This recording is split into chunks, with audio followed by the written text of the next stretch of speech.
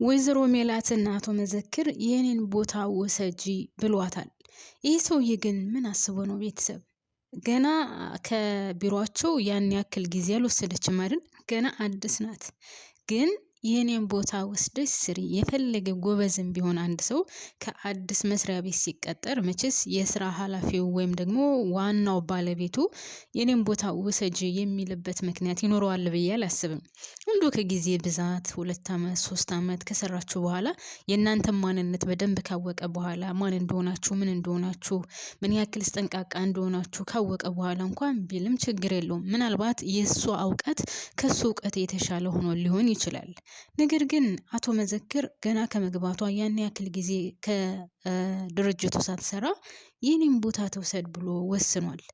ቤተሰብ ግን ምን አስቦ ነው? እናንተ ምን ትላላችሁ? እውነት ወይዘሮ ሜላትን የሆነ ነገር አስቦ ቀርጨም ሊያደርጋት ፈልጎ ይሆን? ወደ ራሱ ሊጠቀልላት ፈልጎ ይሆን? ቤተሰብ ደግሞ እኮ አቶ መስፍን አለ አቶ መስፍን በስራ ጉዳይ ዝም አለ እንጂ መቼም አልተፋቱም አይደል? ቤተሰብ ወይዘሮ ሜላት ላይ ምን አስበው ነው? እስኪ ሀሳብ አስተያየት ካላችሁ እናንተ የገባችሁ ነገር ካለ ከኔ የተለየ ወይም ከኔ በተለየ መልኩ ያያችሁት ነገር ካለ እስኪ ሀሳብ አስተያየታችሁን አካፍሉኝ። ውድ ቤተሰቦቼ ሰላም የኔ ምርጦች፣ እንዴት ናችሁልኝ? ሰላም ናችሁ? በያላችሁበት የዓለም ዳርቻ ሰላማችሁ ብዝዝት ይበልልኝ። የምወዳችሁ የማከብራችሁ ውድ ቤተሰቦቼ አሁንም ለዚህ ቻናል አዲስ ሆናችሁ ካላችሁ ባካችሁን ሰብስክራይብ እያደረጋችሁ የደወል ምልክቷን በመጫን አበረታቱኝ። ላይክም በማድረግ እንደዛው እና ወደ ድራማው ስመለስ እኔ የአቶ መዘክር ነገር ግራ ጋብቶኛል ማለት ነው። እንግዲህ ወይዘሮ ሜላት ያው የልጆች እናት ብትሆንም ቆንጅዬ ናት። በዛ ላይ ያው ጥሩ እውቀት አላት። ነገር ግን በዚህ ልክ ገና ከመግባቷ የኔን ቦታ ውሰጂ ብሎ አንድ የድርጅቱ ባለቤት በዚህ ልክ ማሰቡ ሌላ ነገር ያሳስባል። እኔ በበኩሌ ምን አስቦ ነው እያልኩኝ ነው። እንደምታውቁት ያው ወይዘሮ ሜላት አሁን ባለቤት እንደሌላት ምናምን ነው የሚያውቀው ሰውየው። ያው ባለቤት ቢኖራት እሷ ብቻዋን ይሄን ያክል ዋጋ አከፍልም በሚለው ምናልባትም የመሰለው ልጆቿን ብቻዋን የምታሳድግ ነገር ይመስለኛል ሰውየው የመሰለው። እና ውድ ቤተሰቦቼ አቶ መዘክር ወይዘሮ ሜላትን ጠቅልሎ ለራሱ ለማድረግ እያሰበ ይመስለኛል። ገና ከጀምሩ ሲያያት የሆነ ነገር ነው የተሰማው። ካስታወሳችሁ ገና የመጀመሪያ ጊዜ ስልክ ሲደውልላት እንኳን የምትፈልጊው ነገር ካለ ንገሪኝ፣ ላግዝሽ፣ ምንድነው የምትፈልጊው፣ ምን ያስፈልግሻል ምናምን እያለ በጣም ወጥሯት ነበረ። እሷ ግን አልፈልግም ብላለች። አሁንም ቢሆን የኔን ቦታ ወስዳ ትስራ ማለት ይሄ ቀላል አይደለም። ቤተሰብ ዝም ብሎ የሚሰጥ አይደለም። የድርጅት ማለት በጣም ትልቅዬ ድርጅት ነው። በዛ ላይ እሱ ነው ባለቤቱ ሆኖም ትልቅዬ ቦታ ይዞ የሚሰራው እሱ ነው። እና ገና ትናንትና በመጣች ሴት እንኪ የኔን ቦታ ወስደሽ ስሪ ማለት በጣም ከባድ ነው። ሲቀጥል ሌላ ነገር ያሰበ ነው የሚያስመስለው። ምክንያቱም ውድ ቤተሰቦቼ ወይዘሮ ሜላት እውቀትም ቢኖራት ቆንጅዬም ብትሆን ከዛ ድርጅት ገና አዲስ ናት፣ ወይም ለዛ ድርጅት ገና አዲስ ናት። ቢያንስ 2 አመት 3 አመት የሰራች እንኳን ቢሆን ኑሮ በደንብ አውቋት ጠንቅቆ አብጠርጥሮ ውስጧን ምን አይነት ጭንቅላት እንዳላት ወይም ደግሞ ምን አይነት ያው ባንድ ቢሆን የእውቀቷ ምናምን ያስታውቃል እውቀት እንዳላት። ግን ቢሆንም የሰው ልጅ ይቀያየራል፣ ጸባዩ ምን አይነት ነው ምናምን የሚለውን እንኳን አላየም። እና በአንድ ጊዜ ነው ወስኖ የኔን ቦታ ወስዳ ትስራ ያለው። ደግነቱ ወይዘሮ ሜላት በዚህ በኩል ጠንቃቃ ናት። ልኳን ታውቃላችሁ ቤተሰብ። አንዳንድ ጊዜ ማርያምን ልካችንን አውቀን ስንሰራና ቦታችን የት እንደሆነ ራሳችንን ስናቅ ራሳችንን ያስከብረናል። አሁን ወይዘሮ ሜላት የአቶ መዘክርን ቦታ እሺ ችግር የለውም ልውሰድ ብላ ወስዳ ቢሆን ኖሮ ምናልባትም ራሷን ታስንቃለች። ምናልባትም የሰውዬ ሊፈትናት ከልቡ ነው፣ ግን ሊፈትናት ቢሆንስ? ከትንሽ ጊዜ በኋላ አንቺ ገንዘብ አምላኪ ነሽ ቢላትስ? ከትንሽ ጊዜ በኋላ አንቺ ራስሽን ዝቅ የምታደርጊ ራስሽን የማታስከብሪ ሴት ነሽ ቢላትስ? አያችሁ፣ አንዳንድ ጊዜ ስንቸገር ለችግራችን መፍቻ ስንፈልግ የማንፈልገው ነገር ውስጥ እንገባለን። እና ያ የማንፈልገው ነገር ውስጥ ከገባን በኋላ ራሳችንን ያዋርደናል፣ ዝቅ ያደርገናል። እና እኔ ወይዘሮ ሜላትን በክብሯ ዙሪያ አለመደራደሯን እግዚአብሔርን ነው የምላቸው ቤተሰቦች። በጣም ነው የምወድላት። በጣም ብትሞት አትደራደርበትም። ያው አንዳንድ ጊዜ ቢበዛም አሁን ብር ልስጥሽ ኮሚሽን ብር ልስጥሽ ብሏት እያለ መጀመሪያ ላይ እምቢ ብላ ነበረ ካስታወሳችሁ። ከዛ ግን በኋላ እኔ ላስገድድሽ አልፈልግም ደስ ካለሽ ነው እንጂ ደስ ካላለሽ አልሰጥሽም ሲላት ወደኋላ መለስ ብላ እንደገና ይመስለኛል ኢዩኤል ያላትን ነገር አስባ ነው። አሁን በአሁኑ ሰዓት ችግርተኛ ነሽ፣ ወድቀሻል። ስለዚህ ምንም ነገር የለሽም። ችግርሽን አምነሽ መቀበል አለብሽ። እጅሽን ዘርግተሽ ለምኝ ሰው እንድረዳሽ ብሏት ነበር እና ያንን ነገር አስታውሳ ይመስለኛል ወደኋላ መለስ ብላ ኢዩኤል ያላትን አስታውሳ ከዛ አቶ መዘክርን እሺ በቃ ስጠኝ ያለችው ማለት ነው። እና ወደ አሁኑ ነው ወደ ባንኩ ያስገባላት። ይሄ በጣም ደስ የሚል ነው። ሰው ተቸግሮ መቼም ምንም የለኝም ማለት ከባድ ነው። አቶ መዘክርም ቢሆን ቤቷን አይቶታል እና ግን እኔ ራሷን ማስከበሯ አሁን የኔን ቦታ ወስደሽ ስሪ ሲላት ራሱ ለራሷ የውርደት ያክል ነው የተሰማት። ውድ ቤተሰቦቼ መሆንም አለበት በጭራሽ እሱን ቦታ በአሁኑ ሰዓት ወስዳ መስራት የለባትም። አሁን በአሁኑ ሰዓት ውድ ቤተሰቦቼ ወይዘሮ ሜላት ያቶ መዘክርን ቦታ ወስዳ ብትሰራ የድርጅቱ ሰራተኞች ራሱ ሰላም አይሰጧትም። ወንዶቹም ቢሆኑ ገና ከጅምሩ ካያችኋት ያቺ ሉሊት ነው ምናምን ትባለው ጥምዳት ያለች የኛን ጥቅማጥቅም አስቀነሰችብን፣ እሷ ኮሚሽን ልትወስድ ነው፣ ቸክ ሰጥቷታል ምናምን እያለች እያወራች ነበረ።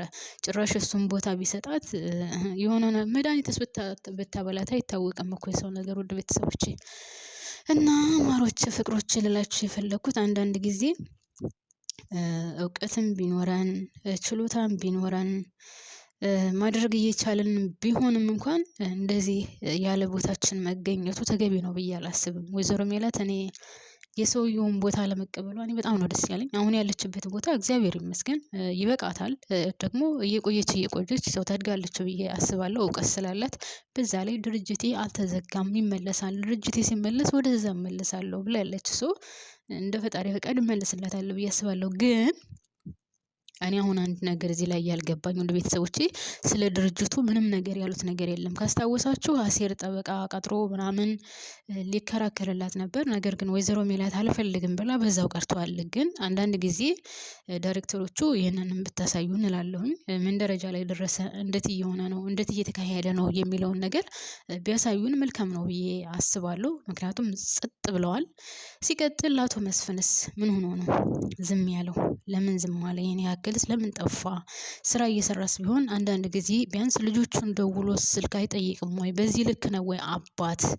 እውነት አባት በዚህ ልክ ነው ወይ? ያሉበትን ሁኔታ ያውቃል አይደለ? አሜሪካን ሀገር ነው የሄደው። እሱ ከሰራ አሜሪካን ሀገር $1000 ወደ ኢትዮጵያ ቢልክ ያ $1000 ብዙ ነገር ያደርጋል አይደለ? ቤተሰቡ በዚህ ልክ እየተቸገረ ልጆቹ ሊስትሮ እየሰሩ ምናምን እና ለምን ዝም አለ? ለምን ድምፁ ጠፋ? ይሄ ራሱ ሌላ ጥያቄ ነው። እና ልጆቹን በዚህ ልክ እርግፍ አድርጎ ትቶ እየጠፋበት ምክንያት ምንድን ነው? ለምንስ ጠፋ? የአባትነት ቦታውንስ ለምን መውሰድ አቃተው? ይሄ ሌላ ጥያቄ ነው ማለት ነው። ሲቀጥል ሀና ያው ሀና አሁን በጣም አስጠልታለች። በጣም የሚደብር ሁኔታ ላይ ነው ያለችው። እና ያው ካስታወሳችሁ ኤልያስን የድሮ የምትወደኝና የምታፈቅረኝ አለ ወይ? በውስጥክ ስሜት ካለ ወይ? እኔ ሰው ስለሚያስፈልገኝ በአሁኑ ሰዓት ሰው ስለምፈልግ እኔ ካጠገቤ የሚሆን ሰው እፈልጋለሁ እያለች ነበረ። ኤልያስ ደግሞ በዛ ጉዳይ ፊት አልሰጣትም፣ ትቷት ነው የሄደው። እንደውም ጓደኝነታችንን ራሱ እንዳታጩ ብሏት ነው የሄደው። አሁን ግን ቡትሌ እግዜር ይስጠው በዛ ቦታ ሳይገባ አይቀርም። በቃ ቡትሌ ይገባታል ሲጀመር ሀና ነው ወይስ እዛ እዝራ ከ7ቱ ሰማያታት ወርዶ ይምጣላት? በጣም ነው ያንደረችኝ ሀና። ሰው ያስፈልገኛል እያለች ነው። በቃ አሁን ቡትሌ ሳስበው ቡትሌ ለሀና የሚመጥናት ይመስለኛል። በቃ ያግባት፣ ቡትሌን አግብታ ትቀመጥ። ካሁን በኋላ ለሷ የሚመጥናት እሱ ነው። ሌላ ሰው ማንም አይመጥናትም ሀናን። አሴራም በሉት እንደው እዝራም በሉት ቢኖር ራሱ እዝራ ራሱ አይመጥናትም ለሀና። እኔም እንደዛ ነው የምገምተው። አሁን በጣም ተበላሽታለች ሀና፣ በጣም ከሚገባው በላይ አስጠልታለች። እና ቡትሌ ደግሞ የወደዳት ይመስለኛል። ስለዚህ ጅል ለጅል ምን ነበረ ግም ለግም ተያይዛ አዝግም ነው ምናምን የሚባል ተረት አለና ሀና አሁን ቡትሌን ታግባ በሉ ቤተሰብ። ቡትሌን ታግባ። ቡትሌ የሚገባት ቡትሌ ነው። አሴርንማ አመት ማለት ከምዕራፍ 1 እስከ ምዕራፍ 2 እስካሁኑ ሰዓት ድረስ መከራውን አሳይተዋለች። ካሁን በኋላ አሴር ራሱ መናቅ አለበት። ሀናን መተው አለበት። ከሀና ጋር መሄድ የለበትም። ከሀና ጋር ማምሸት የለበትም። ከሀና ጋር ማውራት ራሱ የለበትም ካሁን በኋላ። ይልቁንስ አሁን አሴር ሰራተኛ እየፈለገ ነው አይደለ? ስለዚህ ያ የእንትኑን ወርቁን የሰረቀውን ጓደኛውን ራሱ ከኛ የመስሪያ ቤት ትሰራለህ ምናምን እያለው ነበረ። ይልቅስ አሴር እንደ ሀሳብ የምነግርህ ነገር ቢኖር ጩናን አምጣትና የጩናን ጓደኛም ያ አብሯት የነበረውን ልጅ አምጣና ቢያንስ እነሱን አግዛቸው ባይነኝ እኔ በበኩሌ። እነሱ ካንተ ጋር ይስሩ። ቢያንስ ባታገባት እንኳን ጩናን ታውቃለህ፣ ጩና ትወድሃለች፣ ታፈቅርሃለች፣ ለአንተ የተለየ ስሜት ነው ያላት። ስለዚህ እሷን እንኳን ባታገባትም አምጥተህ ህይወቷ እንድትቀየር አድርግላት። ያለበለዚያ አምጣትና እዛ ድርጅት ትስራ፣ ትቀየር፣ አግባት እሷን። እኔ እንደዛ ነው የምለው። እና ሌላ ሰራተኛም አትፈልግ። እነሱን አምጣቸው፣ ጩናንና የጩናን ጓደኛ። አሴርን ያፈቀረችው አሴርን የወደደችው ምንም ነገር ሳይኖረው ነው። ስለዚህ አሴር ጩናን ማምጣት አለባት በይነኝ እኔ በበኩሌ። አላቅም እናንተ ምን እንደምትሉ። ሌላ ውድ ቤተሰቦቼ ሰላምዬ ናት። ሰላምዬን ሉቂ ውስ ያለች ቀውስ እኮ ናት። እኔ ሰላምዬን በጣም ነው የምወዳት ውድ ቤተሰቦች። እና ምናሴን ወይም የምናሴን ጓደኛ ውሰጅልኝ፣ ወንድሜ ያዝግ ነው፣ ወንድሜ ያሰልችቶኛል፣ ወንድሜ እንደዚህ ነው እያለች ስትወራ እኔ በጣም ነው ያሳቀችኝ። ያስባችሁታል? እህታችሁ ውሰዱልኝ፣ አዝግ ነው፣ አሰልችቶኛል ምናምን እያለች ለሌላ ሰው አሳልፋ እንትን ስትልና እኔን ሰላምዬ በጣም ነው የምትመቸኝ፣ በጣም ነው የምወዳትና ለምናሴ ያለት አመለካከት ያው ታውቃላችሁ። ግን ቤተሰብ ሰላም አሁን ሶስተኛ ፍቅረኛ እየመጣላት ነው። ማትሉም መጀመሪያ ያ ማን ነበረ ስሙ አንተነህ፣ ሁለተኛ የዝራ ጓደኛ፣ አሁን ደግሞ ወርቁን የሰረቀው።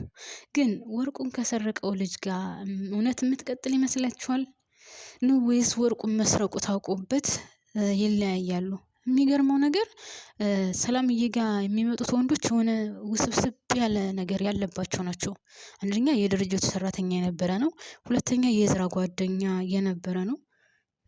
ከዛ እዛም የገባችበት ታውቃላችሁ ጽዮንን ለማናደድ ብላ ነበረ። አሁን ደግሞ ወርቁን የሰረቀ ልጅ ነው። እና ለምንድን ነው ግን እንደዚህ ውስብስብ ያለ ነገር የሚገጥማ ቤተሰብ? እና አሁን ይሄ ልጅ ጋስ እውነት የምትቀጥል ይመስላችኋል? ልጁ ተመችተዋለች፣ ግን ወርቁን የሰረቀው ባለቤት እንደሆነች እሱ የሚያውቀው ነገር የለም። እና ውድ ቤተሰቦቼ እውነት ይሄ ነገር የሚቀጥል ይሆናል ወይ? እንደታያችሁት በነገራችን ላይ ሰላምዬ ደስ ብሏታል። የሆነ የፈገግታ ነገር ፊቷ ላይ ታይቶባታል። ልጁ ያው ጆፍ ጥሎባታል። ግን ደግሞ የሰረቀው የእነሱን ወርቅ ነው። ነገሩ የታወቀ ጊዜ እና እውነታው የታወቀ ጊዜ ሰላም ታውቋታላችሁ። በጣም ተናዳጅ ናት፣ በጣም ንደተኛ ናት፣ በጣም ከሚገባው በላይ ደግሞ እንትን የምትል ልጅ ናት።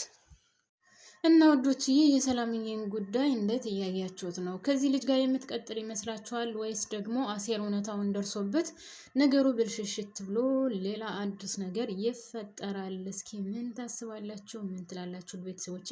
ሌላው አቶ ኖላዊ እኔ በጣም ከሚገባው በላይ የምወደው ከዛ ውስጥ ማለቴ ሰላምዬንና አቶ ኖላዊን ነው ደስ የሚሉኝና የምወዳቸው። እና አቶ ኖላዊ ቁጭ ብሎ ስለ ድሮ ህይወቱ ሲያወራ ስላሳለፈው ጊዜ ሲያወራ ምናምን በጣም ነው ደስ የሚለው። ድራማው ከእኑ ህይወት ያለው ነገር ነው የሚመስላችሁ ውድ ቤተሰቦች ካያችሁት ማለት ነው። በጣም ነው የሚያስደስተኝ አቶ ኖላዊ ስላለፈው ጊዜ ስለነበረው ሁኔታ ምናምን ሲያወራ ድራማ ሳይሆን እውነትም ትክክለኛ ህይወት ያለው ነገር ነው መስሎ የሚታየኝና ውዶች ማሮች እናንተስ እንዴት አያችሁት? ምን የሚፈጠር ይመስላችኋል? በወይዘሮ ሜላትና በአቶ መዘክር መካከልስ ምን ይከሰት ይሆን? እውነት አቶ መስፍንን አሸንፎ ወይዘሮ ሜላትን ያገባት ይሆን ወይስ አቶ መስፍን መጥቶ ነገሩን ያስቆመዋል? እስኪ ምን ትላላችሁ? ውድና እየተከበራችሁ ቤተሰቦቼ ሀሳብ አስተያየት ካላችሁ እንድታካፍሉኝ እፈልጋለሁኝ። እና እወዳችኋለሁ፣ አከብራችኋለሁ። ፈጣሪ በያላችሁበት ሰላማችሁን ብዝዝት ትርፍርፍ ያደርግልኝ። ለቻናሌም አዲስ የሆናችሁ ካላችሁ እንደተለመደው ላይክ እና ሰብስክራይብ እያደረጋችሁ ተቀላቀሉ፣ ቤተሰብ ሆኑ፣ አበረታቱኝ። ቤተሰቦች አበረታቱኝ። አሁን ያው ሁሉ ነገር ሶሻል ሚዲያ ላይ ሆኗን ጨዋታው ማለት ነው። ሶሻል ሚዲያ ላይ ወይም ደግሞ ይሄ የኦንላይን ስራ በጣም ገቢ ያለው እኛው እንደኔ አይነቱ ያው ብዙ መስራት የማይችለው ሰው ቤት ያለ ሰው ብዙ አይሰራበትም እንጂ እውነት ለመናገር እንደዚህ አሁን ኦንላይን ስራ በደንብ ያበላል። ለማንኛውም ውድ ቤተሰቦቼ ይህ ቪዲዮ የሚደርሳችሁ በሙሉ አበረታቱኝ። ስወዳችሁ ሳከብራችሁ፣ አዲስ ከሆናችሁ ሰብስክራይብ አድርጋችሁ ደወል ምልክቷን በመጫን ነባር ቤተሰቦች ደግሞ ቪዲዮውን እስከመጨረሻው አይታችሁ ላይክ